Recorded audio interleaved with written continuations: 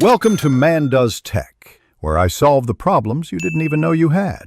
In this video, I will show you how to make marinara sauce with tomato paste. This unique approach focuses on building incredible depth of flavor right from the start. By properly blooming the tomato paste, we unlock its full potential, transforming it into a rich, sweet, and intensely savory base. This technique ensures your marinara is not just good, but truly exceptional, elevating any pasta dish or Italian meal you prepare. Let's get cooking.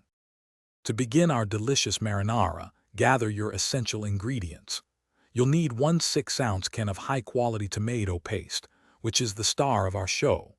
Also, have 2 tablespoons of good olive oil, 1 medium onion, and 2 cloves of fresh garlic ready. Don't forget 1 28-ounce can of crushed tomatoes and a handful of fresh basil leaves to brighten the flavors. These simple components will create an amazing sauce. The secret to our incredible marinara lies in blooming the tomato paste. First, heat 2 tablespoons of olive oil in a heavy pot over medium heat. Add your finely diced onion and sauté for about 5 minutes until translucent. Then, stir in 2 cloves of minced garlic and cook for just 1 minute until fragrant.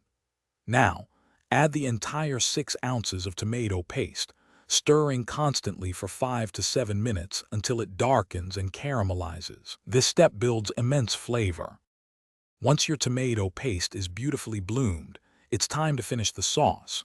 Pour in the 28 ounces of crushed tomatoes and 1 cup of water or vegetable broth.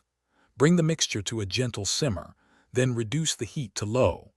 Let it cook for at least 30 minutes or up to 1 hour, allowing all those wonderful flavors to meld together. Finally, stir in fresh basil leaves and season with salt and freshly ground black pepper to your liking. Enjoy your rich marinara. Thanks for watching. If you found this helpful, don't forget to like and subscribe.